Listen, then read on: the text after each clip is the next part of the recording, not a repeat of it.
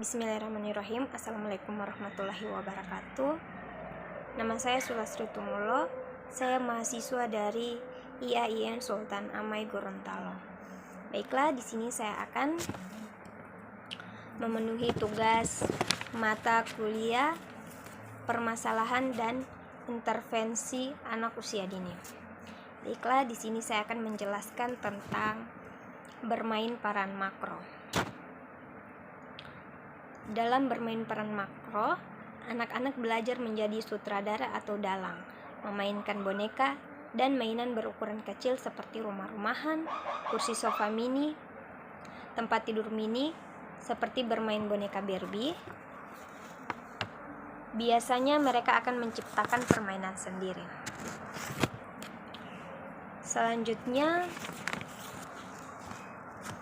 bermain peran mikro. Anak secara langsung bermain menjadi tokoh untuk memainkan peran-peran tertentu sesuai dengan tema, menggunakan alat bermain dengan ukuran sesungguhnya, misalnya peran sebagai dokter, perawat, pasien dalam sebuah rumah sakit. Baiklah, di sini saya akan menjelaskan tentang permasalahan makro. Permasalahan makro pada anak di lingkungan masyarakat, permasalahan anak di luar proses pembelajaran meskipun dapat mempengaruhi proses pembelajaran. Selanjutnya, permasalahan anak usia dini mikro, yaitu sesuatu yang menghambat perkembangan kehidupan anak, baik fisik, psikis maupun sosial. Baiklah, di sini yang pertama permasalahan mikro. Permasalahan mikro yaitu pertama, gangguan fungsi panca indera hiperaktif dengan ciri-ciri keaktifan berlebihan. Baiklah, penanganan masalah mikro. Hiperaktif. Cara mengatasi anak yang hiperaktif yaitu yang pertama, tunjukkan sikap tegas tapi tak perlu marah, konsisten. Yang kedua, konsisten terhadap apa yang pernah dijanjikan atau diucapkan. Yang ketiga, cobalah mencari tahu penyebab perilaku aktif si kecil. Yang keempat, jika harus dilakukan tidak, berikan penjelasan kepada anak. Selanjutnya yang kedua, permasalahan mikro, cacat tubuh. Cacat tubuh dengan cara-cara yang dapat membantu anak yang cacat tubuh atau disabilitas fisik, yaitu yang pertama, memberikan kemudahan bagi mereka untuk dapat bergerak. Yang kedua, perkenalkan kegiatan belajar. Yang ketiga, ajari teman sebaya membantu aktivitas penyandang disabilitas fisik.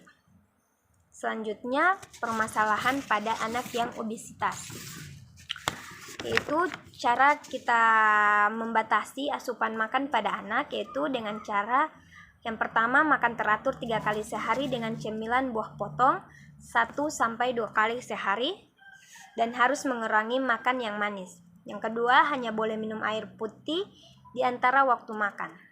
Yang ketiga, batasi jumlah makanan yang berkalori tinggi. Yang keempat, tidak makan sambil bermain atau menonton televisi. Karena apabila suatu saat anak merasa sedih atau stres, dia akan menghibur diri dengan makan. Yang kelima, hindari memberi makanan sebagai hadiah. Yang keenam, hindari memberi makanan siap saji. Yang ketujuh, batasi asupan susu. Dan yang kedelapan, biasakan sarapan pagi. Selanjutnya, permasalahan mikro pada anak yang gagap. Cara mengatasi gagap pada anak, yang pertama, lakukan terapi bicara. Yang kedua, latihlah kemampuan bicara anak secara rutin. Yang ketiga, upayakan untuk selalu bicara dengan tenang.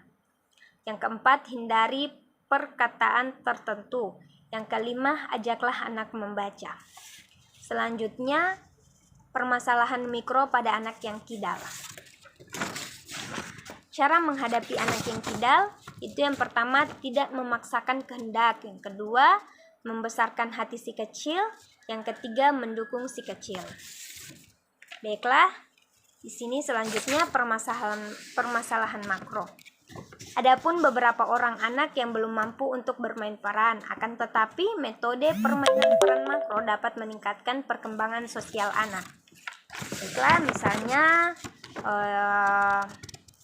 kita sebagai guru memberikan pemahaman kembali kepada anak pada saat bermain peran, agar anak lebih percaya diri lagi tanpa adanya paksaan dari siapapun. Baiklah, itulah materi dari saya. Lebih dan kurangnya saya mohon maaf. Wabillahi taufiq wal hidayah. Wassalamualaikum warahmatullahi wabarakatuh.